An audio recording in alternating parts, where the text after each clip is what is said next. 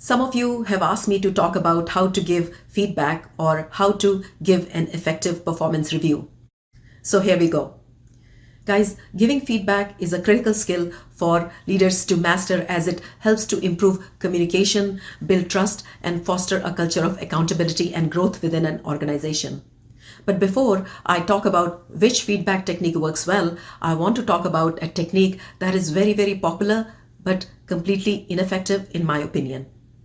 It simply does not work for me, and I will explain why it does not work.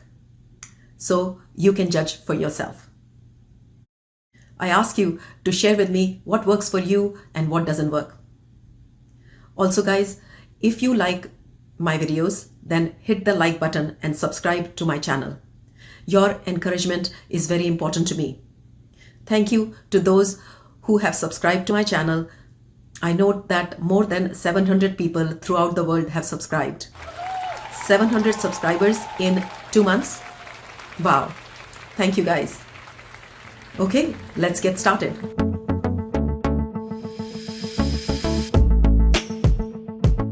We know that effective feedback helps to identify and address issues early on, improve employee performance, and drive positive change.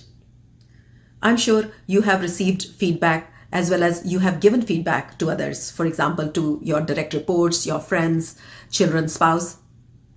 So how do you feel when your boss says, "Would you mind if I give you some feedback?" Don't you already know that they want to give you negative feedback, and most likely they will package it with positive comments? What they actually mean is that they want to give you negative comments wrapped as constructive criticism. The problem is that any negative feedback is taken as criticism. Basically, there is no such thing as constructive criticism. Criticism implies judgment, and we do not want to be judged. For more on this topic, please watch my earlier video. Link is in the description. It is important to remember that feedback, both positive and negative, must be given because it is necessary for personal and professional growth. So what is the best way to deliver it in a way that it provides the greatest value to the receiver, meaning the recipient truly absorbs what is being told and acts on it? Feedback sandwich is a popular method used for giving constructive criticism in workplace. I'm sure you've heard about it. In this technique, you wedge negative comments between two positive comments so that the first and the last comments are positive, like a burger sandwiched between two buns. It is also known as praise, improve, praise, or positive improvement, positive technique. This method, which was first described, I believe, in 2000 by Liberon and Jernick, is a fast and structured way. It is relatively easy method, and if you are the one giving the review, then this method would make you feel comfortable because you are adding positive comments. The idea is to cushion the blow of negative reviews by telling the person that they are doing some things well. In practice, however, it is not very useful for the person receiving the feedback.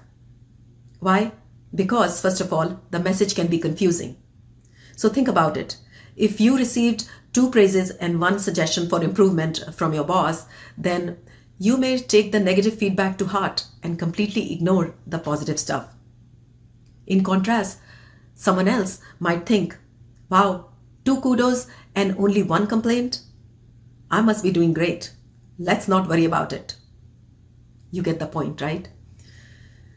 And when I used this technique way back when I was a novice leader, I felt inauthentic and uneasy because it seemed like I'm deliberately trying to cover up negative with positives. Giving positive comments along with negative comments also undermines the value of positive feedback. In this case, positive comments are viewed as inauthentic and genuinely positive comments are not impactful. The other major flaw with use of this technique is that the communication is unilateral. There is no dialogue with the receiver. And if the person receiving it is not engaged in reflective thought process and a dialogue, then your 2 cents will be meaningless. So the sandwich approach is not useful in my opinion. Do you know why this is still a popular technique and why even seasoned leaders continue to hang on to sandwich for performance review? Because they think that it is easier for people to hear and accept negative comments when it comes with positive feedback. They believe that giving positive with negative reduces discomfort and anxiety. Guys, to be honest, most people on the receiving end would prefer to skip the sandwich and get to the point. So let me ask you, do you also feel the need to balance your negative feedback with positive comments? What is your experience with the sandwich technique? I would like to hear. So in summary, this technique is not an effective way to give a review. If we abandon this technique, then how to give feedback? Please share with me what works for you. Guys, feedback is a gift, so don't be afraid and don't withhold it. Learn to finesse the skill of giving feedback. So stay tuned for the next episode in which I will talk about a technique that actually works. It is called Ask, Tell and Ask, or ATA model. I find it very useful in my personal and professional settings. Guys, I love to hear from you, so please leave your comments. Your engagement and encouragement is very important to me. Please subscribe if you have not subscribed yet and share with others. Guys, you have the seeds of greatness, so don't ever be discouraged and keep pressing forward. Take charge and be victorious.